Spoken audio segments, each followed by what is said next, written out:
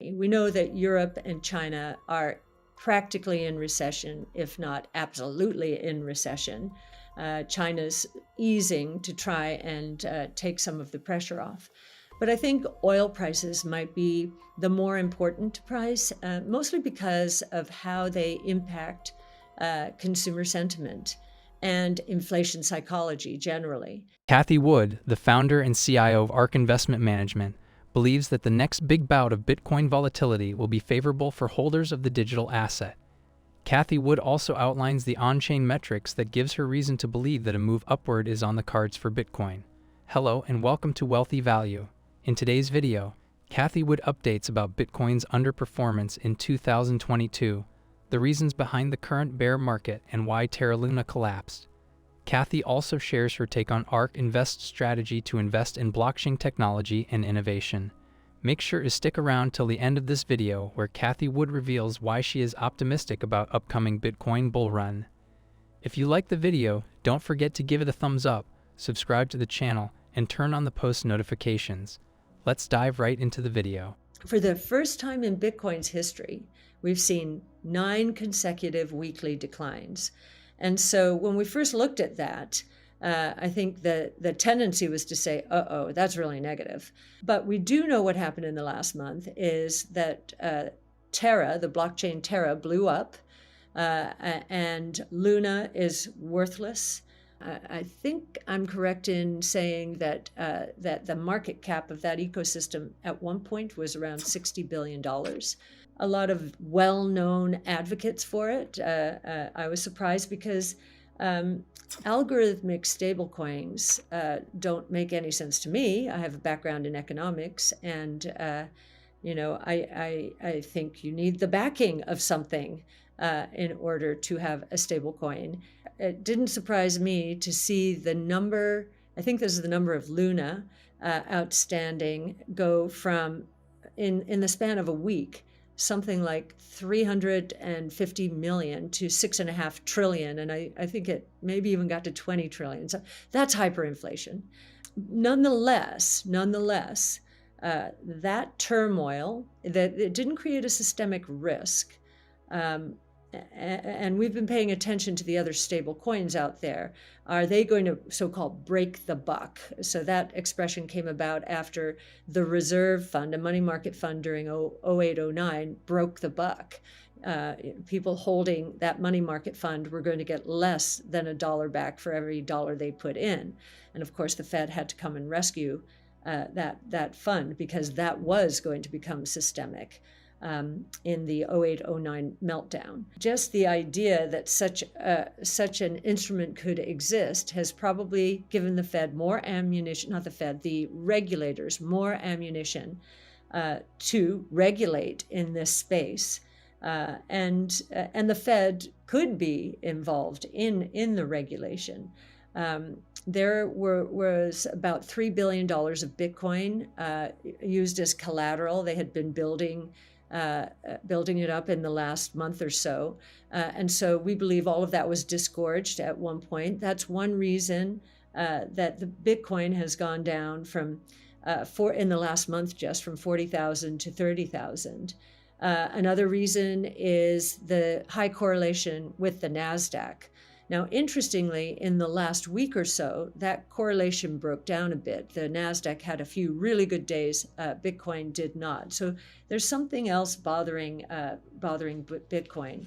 It is down 57% since its high at almost $70,000 in November. Its 200-week moving average is 22,000. So today we're at 29,000, I think. Its 200-week moving average is at 22,000 and rising. Now, the reason that particular number is interesting to us is we initiated our first Bitcoin position at, back then it was the 200-week moving average. It was in the $225 to $250 range. So we've come a long way since then, but that has proven to be a nice support. A couple of other points I'll just highlight, and you can see in the report. It appears that the short-term holders And you can see everything in this ecosystem. The transparency is amazing. It does appear, according to our metrics, that short-term holders have capitulated. That's very good news in terms of putting in a bottom.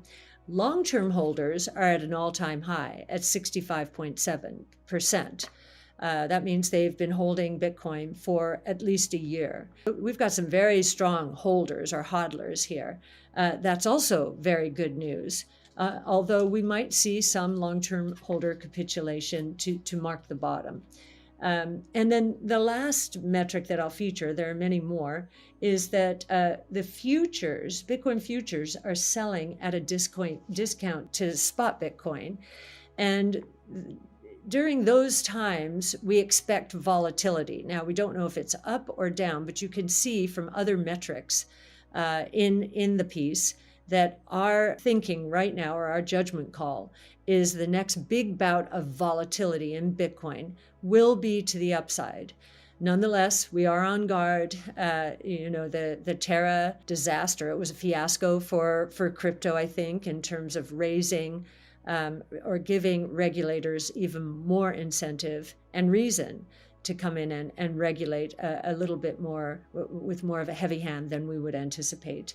We will be out there, giving you our point of view and explaining, what we believe is going on every step of the way. We give our research away so you understand why we're invested, how we're invested.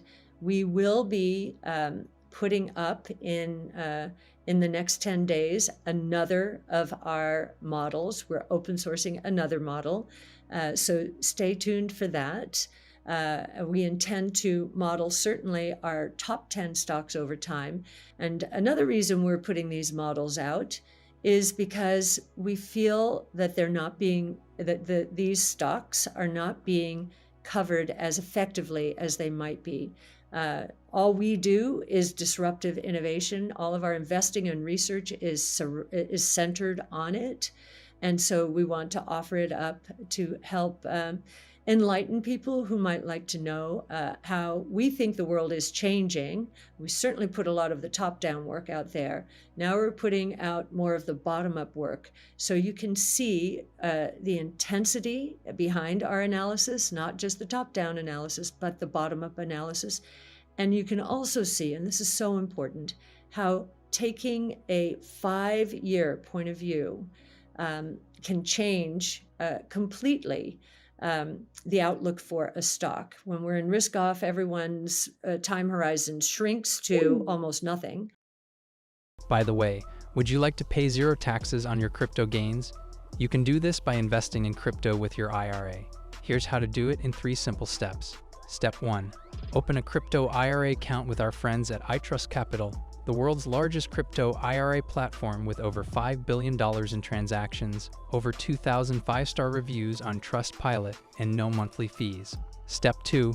Transfer your existing IRA, roll over your employer plan, or make a cash contribution through ACH transfer, bank wire, or check. Step 3. Start investing.